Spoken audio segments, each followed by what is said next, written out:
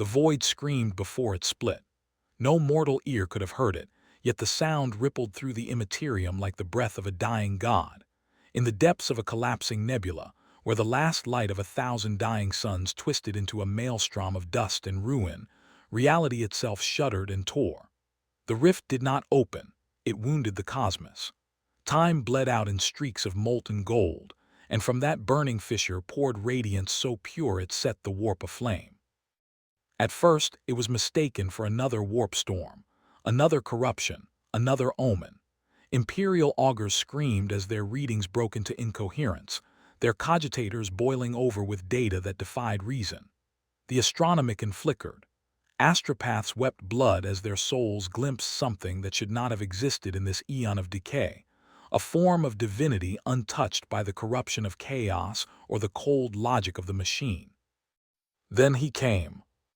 Michael fell not like a meteor, but like judgment itself descending through endless dark. Wings spread wider than continents, their edges trailing embers of creation and grief. His armor was not forged but woven asterisk, a tapestry of light and sorrow that shimmered like the reflection of eternity upon a blade. Where his gaze passed, nebular gas ignited into radiant flame, forming the brief silhouettes of angels that had long since perished in the wars of heaven. A ripple passed through the fabric of the void. Whole systems blinked as sensors across the segmentum obscurus registered the impossible, a figure of unquantifiable mass and spiritual output descending through the materium. Even the demons stirring within the warp paused, their shrieks fading into wary silence. For the first time since the birth of the ruinous powers, something higher than them had entered their hunting ground. On the bridge of a battle-worn Imperial cruiser adrift near the Eye of Terror, Lord Admiral Cayley stood transfixed before the viewing pane. The nebula ahead blazed like dawn breaking across the bones of the cosmos. "Emperor, preserve us," he whispered, but the words died as soon as they left his lips. The Emperor, it seemed, was no longer the brightest light in the void. As Michael fell, storms erupted in the warp. A tide of psychic resonance rippled outward, drowning astropathic channels and burning the souls of those too weak to contain its brilliance. His voice, if it could be called that, rolled through the veil of reality in waves of untranslatable harmony. To some, it sounded like the weeping of stars, to others, the final trumpet of the apocalypse. Ships faltered in their course, planetary engines failed, and across 1,000 worlds, humanity lifted its eyes to a sky set ablaze. When he struck atmosphere, entire planetary crusts trembled. In the orbit of an uncharted shrine world on the galactic rim, the clouds split apart like torn parchment, revealing a storm of molten glass and auric flame. Every thunderclap was a hymn, every bolt of lightning a syllable in an ancient divine language forgotten, even by the Adeptus Ministorum. The air turned thick with energy, half sanctified, half destructive, and as Michael's shadow touched the surface, the planet's oceans vaporized in rings of light. Then came silence. The Archangel landed upon blackened soil where nothing living had survived for centuries. His feet touched the dust, and the ground remembered what holiness felt like. Flowers of light bloomed from the ash for the span of a heartbeat before turning to silver dust. Around him, the air shimmered as molecules struggled to contain the weight of something that did not belong to this universe. Above him, the stars flickered uncertainly, as though unsure whether to rejoice or recoil. Some went dark entirely, their light consumed by his radiance. Others burned brighter, swelling into miniature novas before fading forever. Across the Astronomicon, tech priests and imperial savants whispered that the Emperor's stars themselves had dimmed for the first time in 10,000 years. And deep within the golden throne on Terra, the Emperor's withered eyes opened. Just a fraction, just long enough for the custodes nearby to feel the tremor in reality. For an instant, they believed they felt asterisk recognition. In the void above, Michael stood in silence, his gaze piercing beyond the stars. His wings folded like collapsing auroras, scattering fragments of light that drifted through the vacuum like tears of creation. The Imperium had never seen such purity, nor would it again. His expression held no pride, no wrath, only infinite mourning. Before him stretched a galaxy decayed by faith twisted into empire, by humanity's desperate worship of a god enthroned in machinery and silence. He whispered into the wind that had no air, his voice shaking the very atoms of reality. "So this is what became of heaven's children." The void answered with distant thunder. Warp storms howled as his presence rippled outward, disrupting the delicate balance between the realms. For every soul that felt hope at his arrival, another felt terror. For every flicker of light he restored, shadow followed close behind. And far across the stars, unseen within the depths of the warp, the four great powers stirred, not in fear, but in asterisk interest. They had felt this presence before, in an age before memory, an age when their dominion had not yet begun. Now, as his radiance tore through their domain, they remembered, and they hungered. The descent was complete.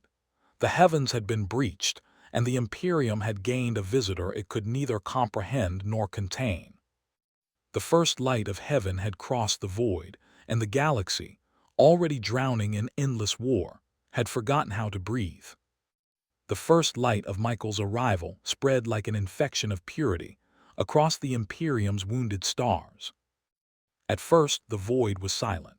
Then, one by one, the sacred sensors of orbital bastions flared to life, their cogitators whirring in panic as the very fabric of reality shone brighter than the astronomic in itself. Entire communication networks collapsed under the weight of impossible signal strength. In the cold halls of Mars, the priesthood of the Omnissiah watched their data screens burn out in cascading white fire. Their incantations faltered. Their binary prayers failed to describe what they saw. The Archangel's descent had not been quiet. It was revelation in the form of cataclysm. Across the segmentum solar, astropaths convulsed, their glassy eyes rolling back as they beheld visions of a second sun blazing in the warp. They saw feathers of molten gold drifting through the void, each one carrying a fragment of holy light that tore at the screaming currents of the immaterium. Wherever those fragments touched, the warp recoiled, yet twisted anew, as if both sanctified and poisoned by his arrival. For every demon that burned, another was born, warped echoes of divine flame taking monstrous form. Michael's presence was not simply divine, it was incompatible.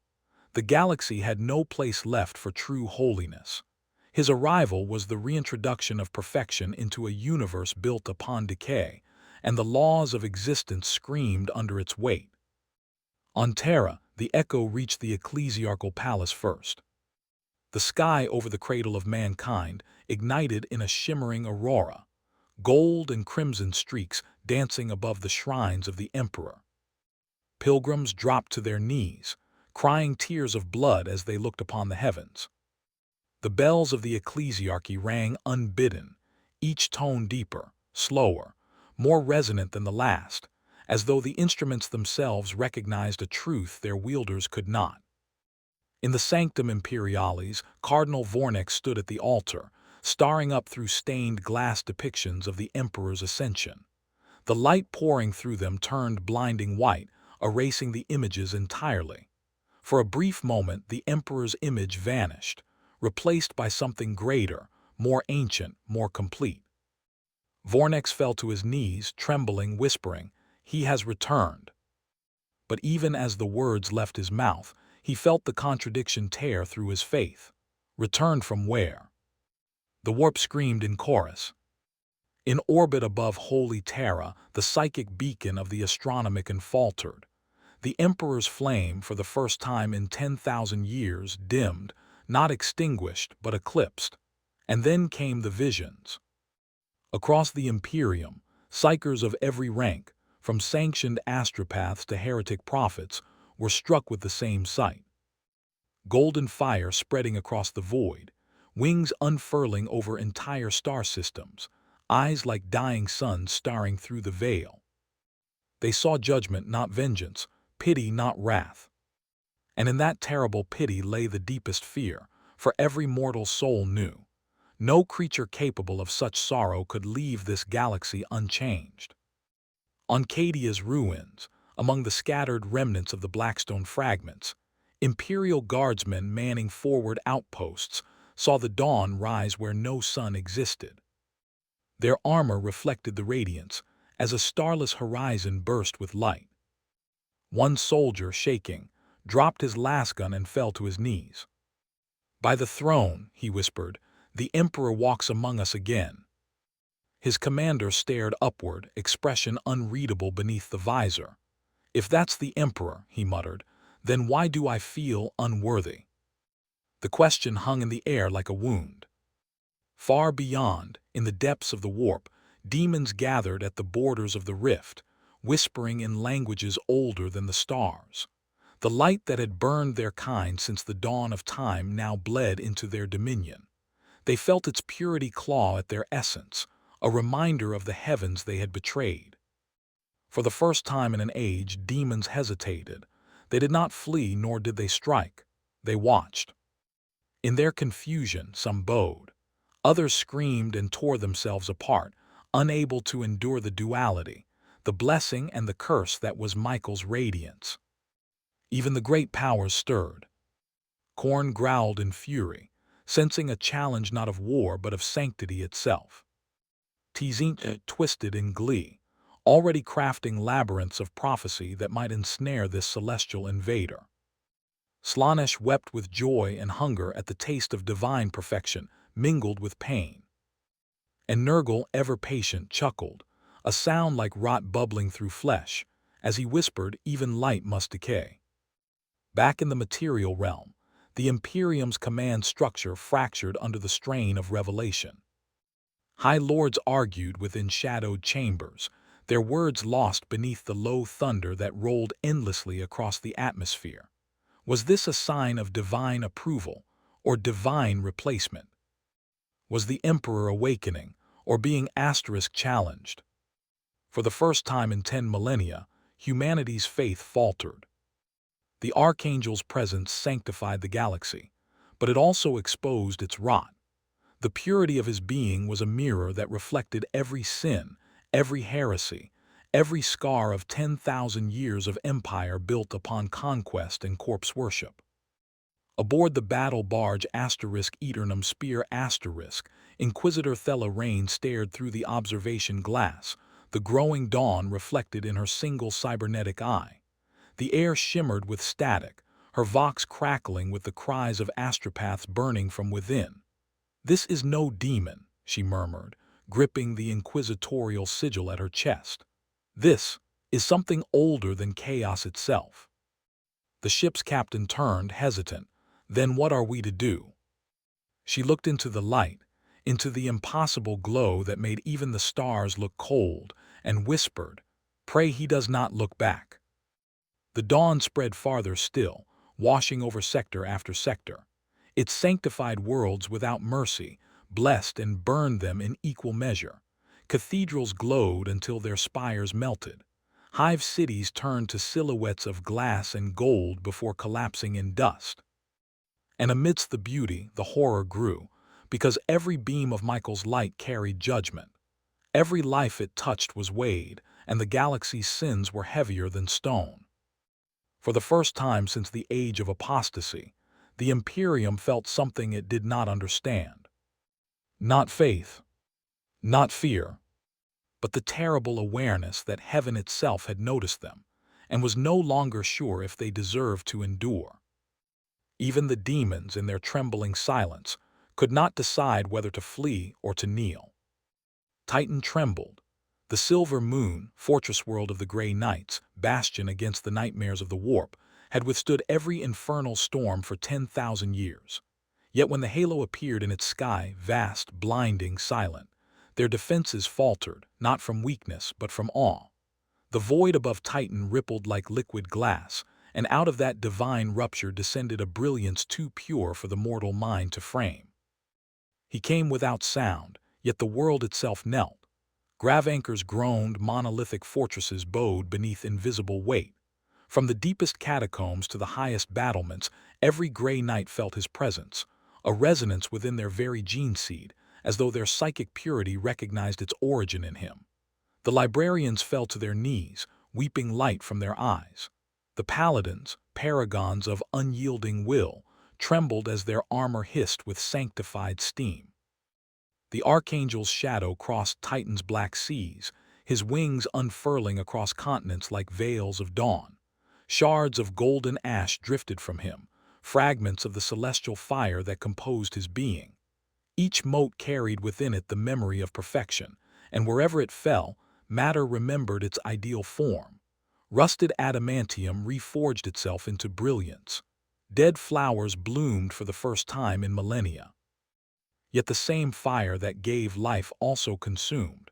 Those unworthy of its purity were burned to dust in silence. Within the grand cathedral of purity, Supreme Grand Master Kaldor Drago stood motionless. His armor bore the scars of battles fought in the realm of demons, his soul tempered in the crucible of eternity itself. But even he felt small beneath the weight of that descending light. "This presence," he whispered, "it is no warp illusion, no chaos masquerade." Brother Captain Stern beside him clenched his gauntleted fist. "Then what, my lord? A saint reborn, a god unchained?" Drago's gaze rose to the figure now walking upon the silver plains beyond the cathedral. "No," he said softly, "something the Imperium has forgotten how to name." Michael stepped upon Titan's surface as though it were air. His feet left no mark, yet the ground beneath him glowed faintly with every stride, the way a soul might shine upon realizing it had been seen by the divine. The air around him shimmered with resonant sound, the low hum of creation itself. His armor was neither metal nor light, but something older, woven from the first dawn, carrying with it the sorrow of things that should never have been. The gray knights gathered before him in silence, forming ranks as if by instinct, their halberds lowered, not in threat but reverence. None dared speak. Even their psychic shields faltered as though reality itself was urging them to lower their defenses before him. Michael's wings stretched wide, vast enough to blot out the twin suns above. When they moved, the sky seemed to breathe. Drago approached, his every step heavy with the impossible weight of humility. The Archangel turned his gaze upon him. In that moment, Drago saw not a being of light, but every life he had taken, every world he had failed to save, every demon he had banished only for it to rise again. The reflection of his own faith, small, desperate, mortal, burned beneath that eternal gaze. "Your faith," Michael's voice resonated, neither spoken nor heard but felt, "was born of necessity, not of truth." The words were not accusation but lament. Drago fell to one knee, armor hissing under divine pressure. "Then teach us," he managed, voice cracking through his vox, "teach us what truth remains." Michael looked past him, to the vast towers of Titan's citadel, to the statues of the Emperor carved into every surface, each face frozen in a mixture of reverence and terror. "Truth cannot dwell in chains of worship," he replied, "and your God sits upon a throne of suffering." The light dimmed slightly, just enough for the gray knights to breathe again. Around them, the silence was alive, filled with the whisper of every soul within 1,000 light years. A psychic echo rippled outward from the Archangel, washing over the librarium's astropathic choir. They screamed as their minds were shown visions beyond comprehension. The throne of the Emperor cracked and burning, Terra shrouded in golden smoke, and an empty seat where divinity had once sat. Stern staggered backward, gripping his helmet. "He blasphemes," he began, but his words caught in his throat.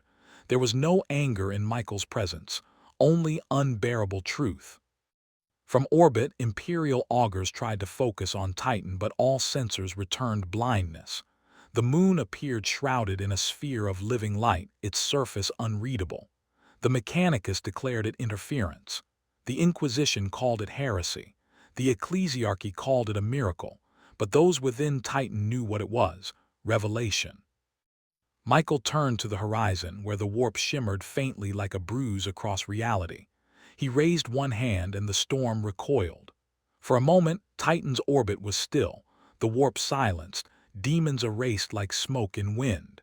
Yet in the farthest reaches of that silence something stirred. A whisper, a call, a mockery in reverse. The reflection of his own light blinked in the dark.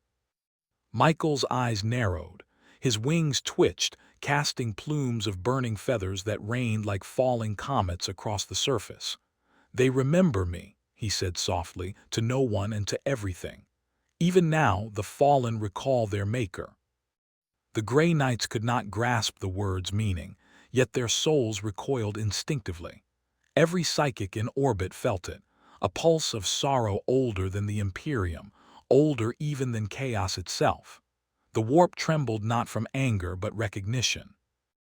As the Archangel lifted his gaze once more to the stars, Titan itself seemed to exhale. The ground cooled, the air stilled, but the memory of that radiance lingered, etched into the moon's crust, carved into every heart that had seen it.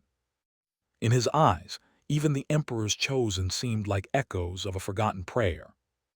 And above them, unseen, the rift between heaven and the warp widened a little more, its edges alive with voices neither divine nor damned, whispering one truth across the void. The war for the soul of mankind had founded that split reality. The void above Cadia's grave ignited as though the corpse of the planet still remembered how to bleed light. Every fragment of shattered rock, the remnants of the once glorious fortress world, glowed like embered glass. And from the abyssal gulf beyond its ruin, fleets converged. The Imperium's armadas, Chaos warbands, and Xeno scavengers alike found themselves drawn into a storm that should not have been. The sky tore itself apart. Michael descended once more, his wings spanning the void, brushing the edges of reality. His light refracted through the dead world's debris field, scattering across the shattered surface like holy lightning. The warp howled in agony as the Archangel's presence struck its currents, purifying and corrupting them in equal measure. In that moment, every psyker in the sector screamed, a single, collective note that shattered Vox channels and glass alike. The Archangel's trumpet sounded. Not metal, nor air, nor mortal vibration. Its tone was the song of collapsing stars. Across the gulf of space, the call resonated through matter and soul alike, splitting reality into shimmering fragments. Chaos fleets halted, their demon engines convulsing as their infernal pilots shrieked in a mix of ecstasy and terror. The noise of the Archangel's voice was not merely heard, it was remembered by every atom of existence. And then the heavens went to war. Imperial cruisers opened fire first, reflex born of doctrine. Plasma broadsides illuminated the void, searing silhouettes of saints upon the black. Against the glare, demonic vessels writhed like insects in flame, their hulls melting into waves of shrieking flesh. The Archangel's radiance struck the battlefield as both weapon and mercy, vaporizing corruption while cleansing the souls it destroyed. Every explosion became a hymn, every detonation a sacrament of fire. But balance demanded sacrifice. For each demon burned, another formed, born from the paradox of holiness in a cursed universe. The warp twisted the Archangel's light into its own mirror, shaping mockeries of his wings, his voice, his perfection. From the tier in space, legions began to pour forth, armored silhouettes wreathed in halos of shadow. Their banners bore no symbols of the dark gods. Instead, they bore a reflection of Michael's own sigil, inverted and scorched. He beheld them in silence, and his heart broke. Each soldier that emerged was an echo of his own host, beings once holy, now corrupted into parody by millennia of exile. Their halos burned black, their faces shrouded beneath cracked visors that wept molten gold. They did not roar. They wept as they marched, their sorrow weaponized into war cries that shook both the warp and the material realm. The Grey Knights on Titan felt the shockwave before it reached them. Psychic channels flared open against their will, showing visions of the battle. A choir of angels turned against themselves, light warring with shadow in a storm of collapsing dimensions. Drago gripped his warding blade, feeling the psychic echo of the Archangel's pain through the warp. "He fights his own reflection," he whispered. In the void, the Archangel drew his sword. It was not forged, nor summoned. It simply was asterisk, a blade that had once divided heaven from the abyss, now burning brighter than any sun. He swung once, and the line between existence and illusion split apart. Chaos fleets broke under the weight of divine gravity, torn into spirals of molten soul stuff. Demons evaporated into music, their essence converted into notes of divine sound that reverberated through the warp. Yet even Michael's strength had limits.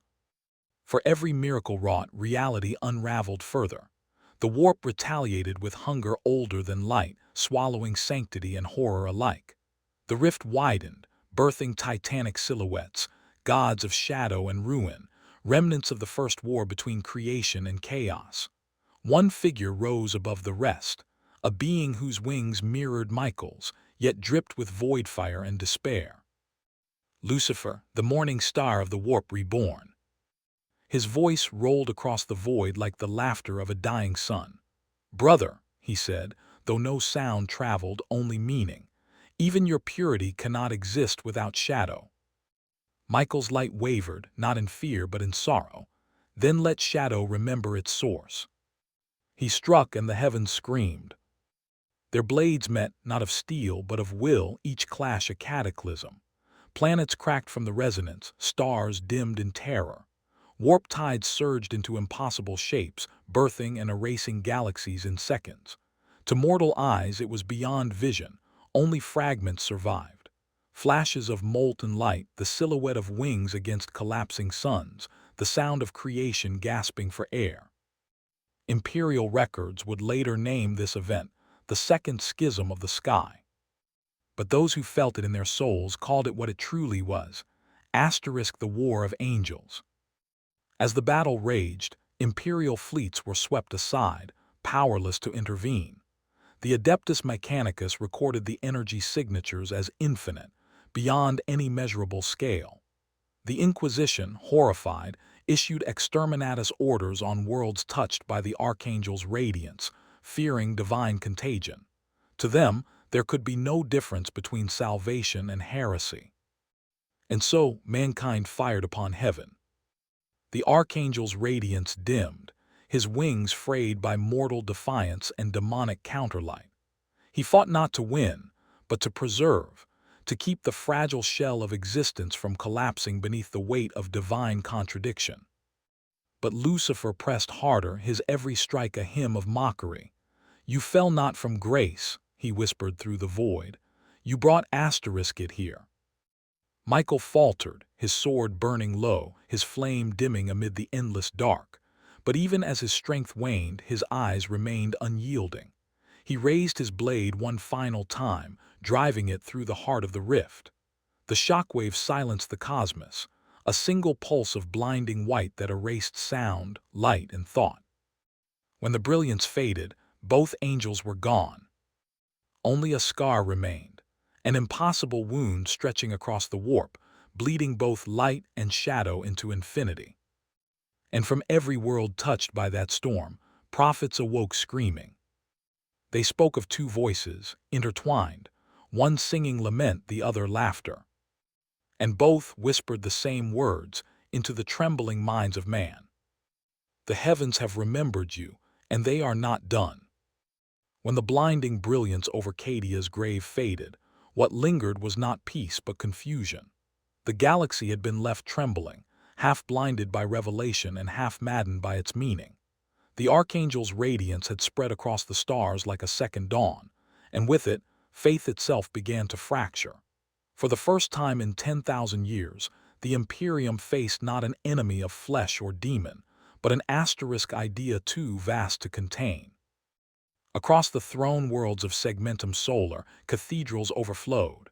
Billions knelt beneath burning skis, eyes uplifted toward the glow that shimmered faintly even through the void. The people whispered names their tongues had not spoken in ages: Michael, Seraph, First Light. They prayed not to the Emperor but to the one who had burned the heavens clean. What began as devotion became contagion. The ecclesiarchy could not agree on what they had witnessed. To some, it was the Emperor made manifest. His angel returned to purge the galaxy of corruption. To others, it was heresy incarnate, a test of faith meant to tempt the weak. Priests debated in blood, their sermons echoing through corridors blackened by fire and dissent. The Schola Progenium called it blasphemy. The Sisters of Battle called it proof. And the Adeptus Mechanicus, cold, methodical, unwavering, declared it anomaly. The Magi of Mars studied what little data survived the warp storm's fury, their red robes flickering in the glow of sacred terminals. The readings defied logic, matter that existed and did not exist, energy signatures that exceeded the sum of known creation, a power beyond even the machine god's archives. Magos Dominus Turvan 9 spoke the words that would define the Mechanicus's stance. If it is divine, it is beyond pattern. If beyond pattern, it is error, and all error must be corrected.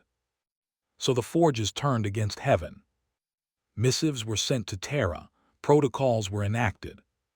The Archangel's light was officially classified as a psychic contagion, an unidentified warp interference to be quarantined and purged. In the ecclesiarchal palace, high lords met in fear. The throne room glowed with gold from the stained glass dome above, depicting the emperor's triumph over the stars. Yet beneath that glow, every man and woman trembled. The Lord Commander Militant slammed his gauntlet upon the marble table.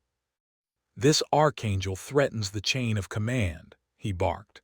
"If the people believe another god walks among us, what becomes of the throne?" A silent question followed. What becomes of the emperor? The oldest among them, Lord Vicara of the Ordo Hereticus, finally spoke. "The emperor is the Imperium. If his light has found another bearer," his gaze darkened, "then it must be extinguished." Thus began the inquisitorial edict of unlight. Every record of the Archangel's appearance was to be erased. Every world that had witnessed his descent was deemed compromised. Armadas were dispatched, not to conquer, but to silence. Holy worlds burned under the guns of their own protectors, not in punishment, but in fear. The Imperium was eating its own miracles. Meanwhile, across the warp-scarred sectors, the faithful rose in rebellion. Entire planets declared allegiance to the first light, claiming his radiance had freed them from the lies of the corpse god. Cults of the Celestine Dawn emerged, chanting hymns of purest devotion while setting ablaze the effigies of the emperor. And on each world, a strange phenomenon followed their prayers: light that burned without heat, forming wings of fire upon the faithful. Many took it as blessing. The Inquisition saw only corruption. Faith became weapon. Battle sisters of the Order of Our Martyred Lady clashed with fellow sisters who had taken Michael's name upon their lips. Chaplains burned their own churches rather than let false light shine through them. On Macragge, the Ultramarines fought to suppress uprisings that spoke of divine revelation, while on Armageddon, entire hives turned to ash under orbital bombardment. Every miracle birthed another atrocity, every sermon another execution. The Imperium's greatest strength, its faith, had become its fracture. Through it all, the Custodes watched from the marble silence of the imperial palace. Their golden armor gleamed beneath the dim, eternal glow of the throne. Not one spoke, but among them unease festered. They could feel it, the hum within the warp, the presence that had not fully left. The Archangel's radiance still lingered, faint as starlight after a dying sun, echoing through every psychic conduit, every dream, every prayer left unanswered. A small tremor passed through the golden throne that day. Servitors malfunctioned, sensors spiked with unreadable data, and for the briefest heartbeat, the Emperor's corpse shifted, infinitesimal but real. Some claimed it was nothing. Others whispered that the Emperor had stirred, in anger. On the other side of the galaxy, aboard the inquisitorial flagship Vigilantia *, Inquisitor Thelarain stood before a vast viewport, staring into the remnants of the scar that Michael's battle had left in the warp. It shimmered faintly, bleeding both light and darkness, a wound that would never heal. "Do you see?" her interrogator asked beside her. "Even now his influence spreads. Saints are weeping blood, ships vanish into the glow, He has unbalanced the galaxy itself. Thela's gaze did not move. "No," she murmured, "he has shown us what we are." Behind her the shadow of a custodian loomed, an envoy from Terra. His voice was deep, measured, ancient. "Then know this," he said, "the Emperor's will is absolute. Whatever this being is, angel, god, or illusion, he has decreed only one course." Thela turned to face him. Extermination. The custodian's eyes, cold and golden, reflected the faint glimmer of that faraway light. "If heaven itself descends upon mankind," he said, "then heaven must bleed." Outside, the asterisk vigilantes, asterisk cannons, aligned toward the scar in the void. And for the first time in the Imperium's long, cruel history, humanity prepared to make war against the divine. The Archangel's radiance dimmed as the shadows of faith turned upon themselves. His name became blasphemy and blessing in equal measure, a curse whispered in temples, and a prayer carved into the hearts of martyrs. The custodes, ever silent, looked toward the heavens and wondered whether duty could still serve righteousness, or if they had already betrayed both. In the quiet between stars, the angels of light and shadow stirred once more.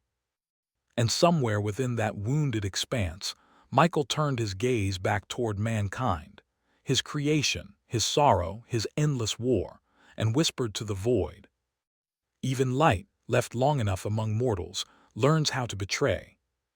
The galaxy burned in silence. Not the kind of silence born from peace, but the hush that follows when hope itself dies. Across 1,000 systems, the light that once shone from Michael's descent flickered, devoured by smoke and despair. His miracles had become myths, his name an accusation whispered beneath the rubble of faith. Where his radiance once sanctified the void, now only ash drifted, cold, radiant, and dead. In the ruins of the Damocles Gulf, a broken world turned slowly around a fading sun. The planet had no name anymore. Its surface was glassed by fire and time, the bones of titans half buried beneath the dust. Above it, a single figure hovered within a storm of embers. His wings, once forged of starlight, now dimmed to a pale shimmer, like a dying flame refusing to vanish.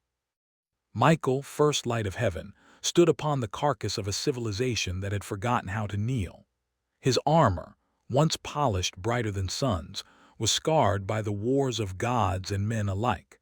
The sound of his heartbeat echoed faintly through the void, each pulse a toll of mourning for the species he had come to save. Before him lay the shattered remains of a cathedral ship. Once it had been a mobile sanctuary, its towers adorned with saints and banners, its halls filled with hymns to the Emperor's eternal glory. Now it drifted aimlessly, torn open like a carcass, its spires twisted and blackened by plasma fire. Inside, millions had prayed for deliverance. None remained to hear the answer. Michael's voice broke the stillness. "Is this what you became?" His tone was not rage, nor accusation. It was sorrow made sound, the kind that even angels could not bear. His gaze moved across the surface of the dead world below, fields of rusted tanks, oceans of frozen corpses, towers that reached for heaven but crumbled before they touched the clouds. The Imperium had consumed itself.